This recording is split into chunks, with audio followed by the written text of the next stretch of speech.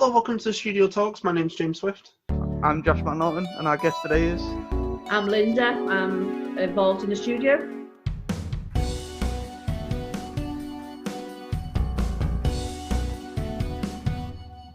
Hey Linda, you okay?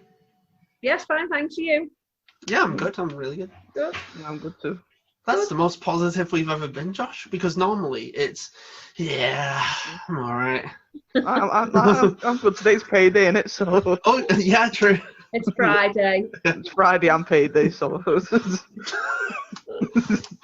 I know we had this conversation last week. We've not actually got to questions yet, but we had this conversation last week where it was like, do you mind doing a podcast on Friday night? And we was like, it's payday, isn't it?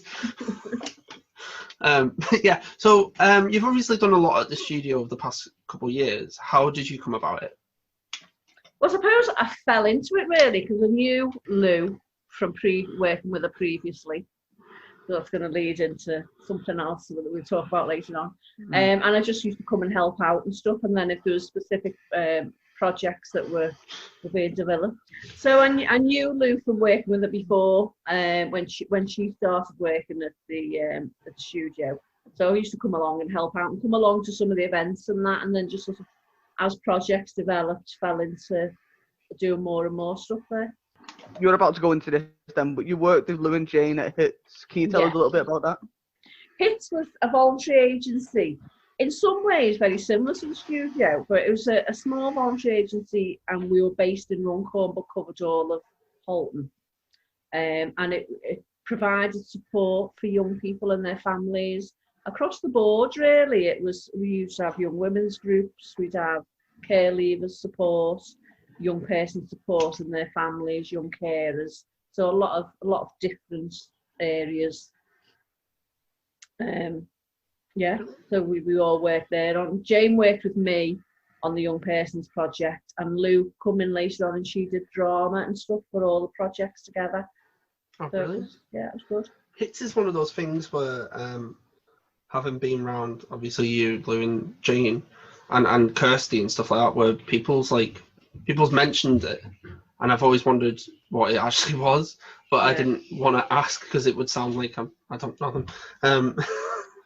We do find now, especially Jane, finds now that a lot of the people we worked with as young people now are still in touch with services like the studio, because we get their own support from there, which is really good. Yeah, and as you said, as like I was just saying, where there's a lot of people who go to the studio now who go because HITS was a thing. Yeah. So what did you? Sorry, go on. Sorry, I'm just gonna throw this out. Like you said that the studio's a little bit of an. I noticed from used to go there as a kid to now going there now that I didn't know they did offered that much. Like over the summer we did that thing where they offered blacked out to families, didn't they? And I didn't know the studio did anything like that. I just thought it was a venue. So I started working. Same, like I was the same where I went to record. Because I've never mentioned this before, but I actually do my own music. And basically, they halfway through. Yeah, no, I do. I've got a new album coming out. When's that out, James? We're targeting March. Oh. March what, James? Here's the date we need. March 12th. There's actually a date as well. But I only went to record my own music. One day someone came up and said, "Oh, so we do here's a big load of things that we also do.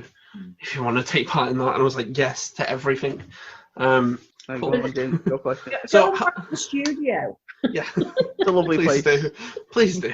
It's my understanding that the studio's developed more stuff over the last few years in terms of the range of support and the range of opportunities around. It was originally, wasn't it, just young people coming to rehearse and to record, and it was very much music based, but it's sort of widened out a little bit over the last few years. Yeah, now it's become what do you call it? A community centre. For any age instead of just kids.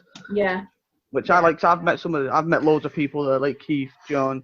And exactly. I don't think I've ever met them otherwise. And as you say, when it started out, when I was there, I think it was musicians and some artists.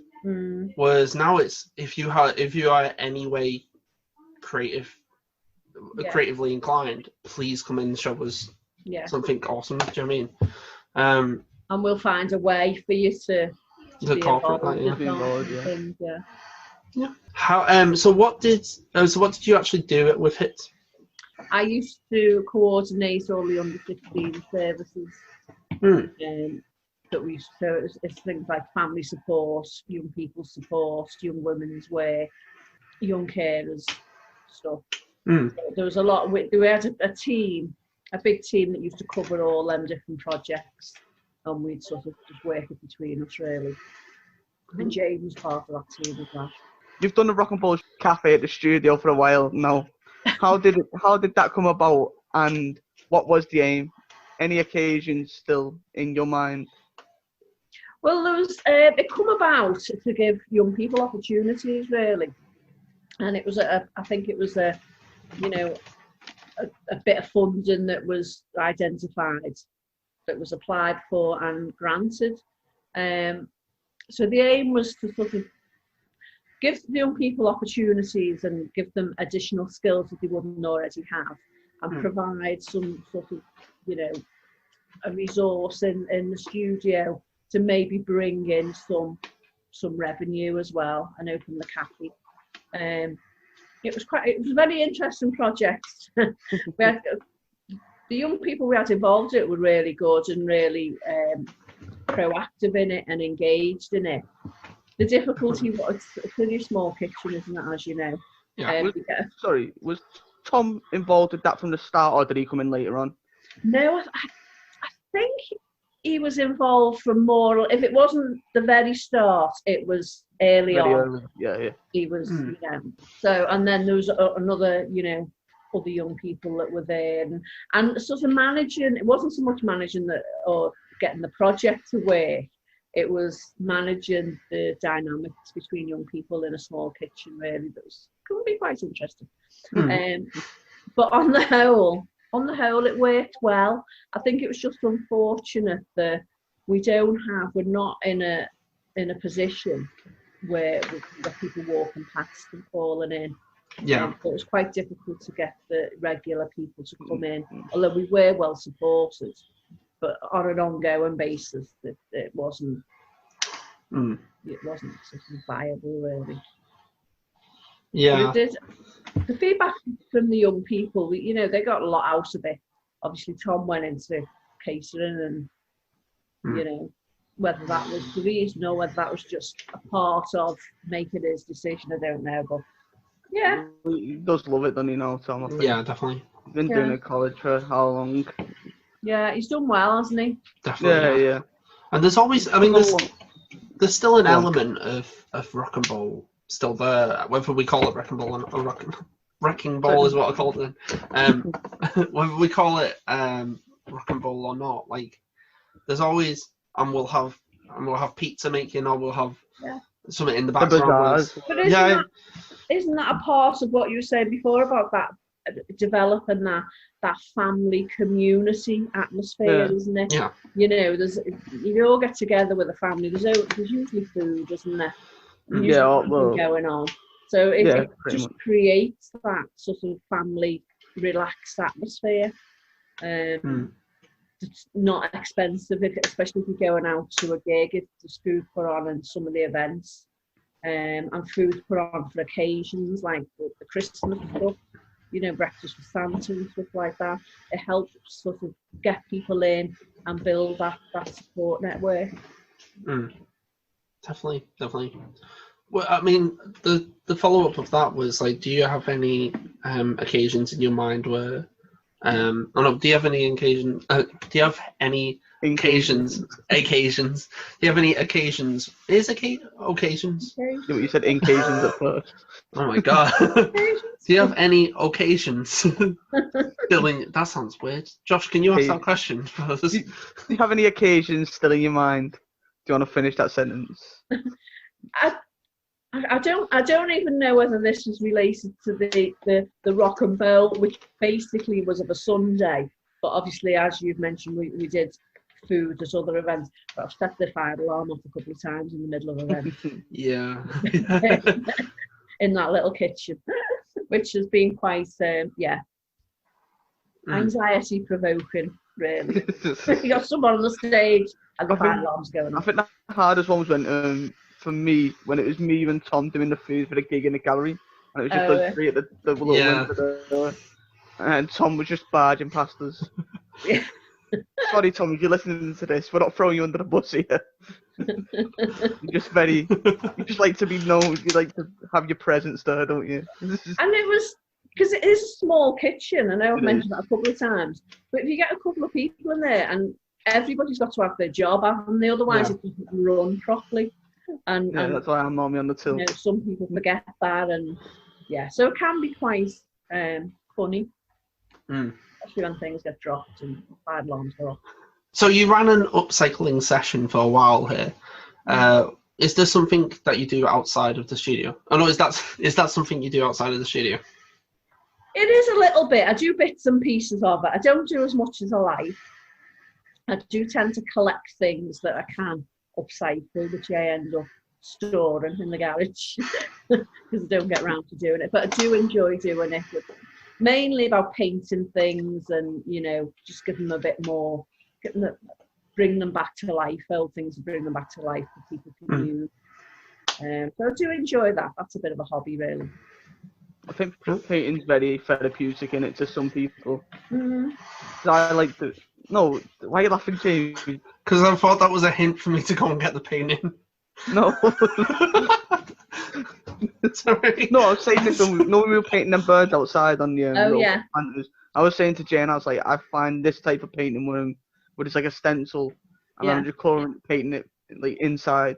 I find that very therapeutic. So whenever I come home to do painting here, I'd probably hate it. Do you know what I mean? Yeah. And it's, I don't like waste either. So if the stuff that people are throwing out, or I've got no use for people anymore, just to give it a bit of life again and people to use it, I think it saves the environment a bit as well.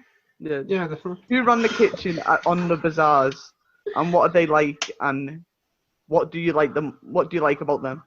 The Bazaar kitchens are really good because we tend to be busy. We tend to keep the choice of food very simple, really, that people like and that people buy. So it's productive, and you get to meet all the stall holders, and so it's it's just good in terms of meeting people and getting the stuff out there. It's another element to the Bazaar, really. People come and have a cup of coffee and a bacon bussy while they're mooching. Having a look about. Yeah. I find that during Bazaar, when I've been running around like trying to sort stuff out, to be like the best part of it is to go, right, I'm gonna go and get something to eat, because the food is always just gorgeous. And I always have a sausage farm. It's me breakfast when I get there, innit? Well, and to be honest, that's what goes down well. That's what goes down the best in all the breakfast food, isn't it? Is the sausage and bacon bombs. It is breakfast. I'd have breakfast food any time of the day. Yeah, it's a staple, isn't it? Especially if it's a bit autumny and you come out on a Sunday morning and you just want a cup of coffee and a bacon bussy. Yeah, it sounds about right. What else have you been taking part in at the studio, and what do you like that has been going on throughout lockdown? I've got involved in a few bits and pieces, really. I come and help and do the garden and stuff like that, and do volunteer work days, bit of painting when it's needed, and just moving stuff around, clearing stuff out, just general stuff that helps keep the venue moving, really. And I just think I like the whole atmosphere, which I think we've hinted to before about it being a communal and relaxed atmosphere.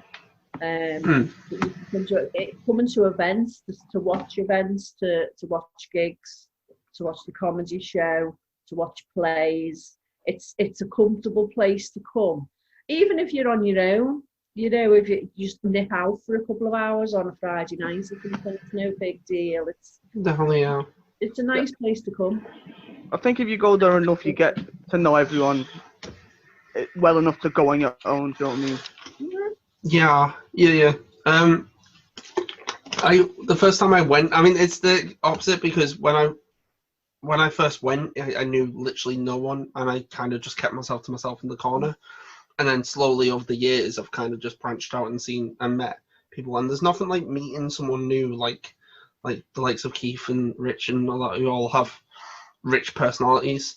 And like, and yourself, Linda.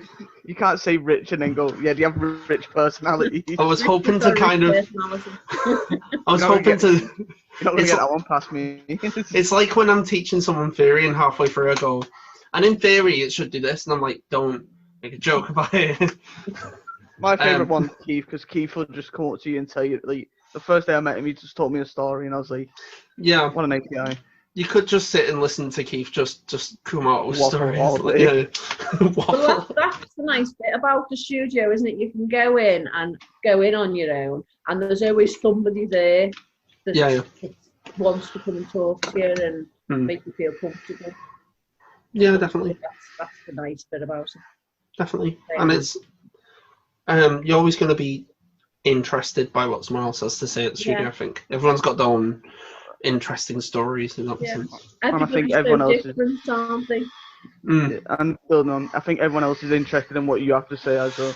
Yeah, definitely. And that's something I think that's a hard thing to find in this world, if that makes sense. A lot of people just want to talk about. I think I've mentioned this before. It's the best job I've ever had. Not like just saying this. Is it? Yeah, like every other job. Like, all my managers, all like working in factories, it's all been head wrecking. But this job is just Lou will tell you what to do, and you go do it, and then you've like done that, and then she'll give you another job. Definitely. You don't just pile it on. She don't pile it on at once, and she actually listens to you. Do you know what I mean? Yeah. It's like I always think when people say the best type of jobs are the ones where you don't feel like you're working. I hate the idea of having a job that doesn't feel like I'm working, because I want to work.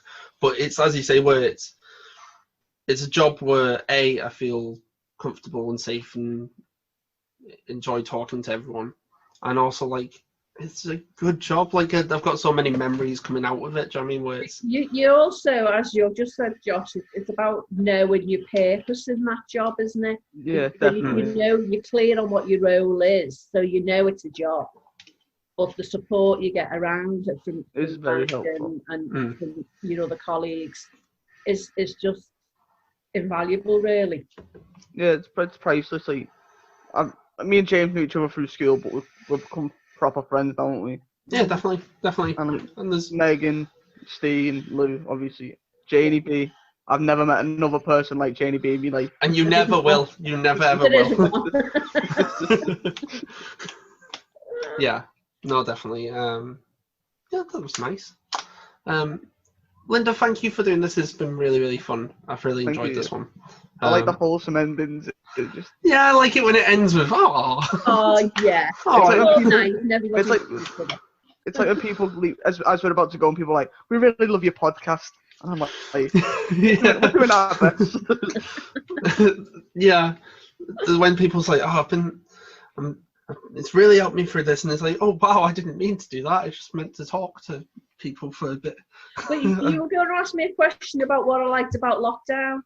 Oh yeah. Yes. Oh God. Before you go. Oh God. So what I've liked, because I'm as you know, I'm not musical. I don't play any instruments. I don't sing. I'm creative in other ways, but not. So I don't get involved in all that music stuff. But just the fact of being there and learning and being involved in it, especially as the chaperone in the Making Waves, I've learned so much in that. And listening to you lot talking to the young people. But the range of stuff that you've put on as well that helps keep everybody sort of connected, and the studio still out there, so when we all can come back together, it's going to be easier to get it up and running again. But I just think you've done a fantastic job. Is there a specific thing during lockdown that the studio has done that you've enjoyed? Having enjoyed it all, really. I've tried to get involved in all the stuff. Yeah, I can't pinpoint one in particular. I just think the whole general feeling of it. Because there's such a range of stuff, isn't there? There's the music, there's the poetry, there's the play, the range of art play and everything you do. I think that's a good symbolism of what the studio is, as we were saying before, about it. It started out just for music and a bit of art, but like it has slowly grown into, if you're creative, and that's kind of what we've done online, where it's here the stuff we can do. Give us suggestions of other creative stuff you like doing. Speaking of the radio play though, Albert's the best character.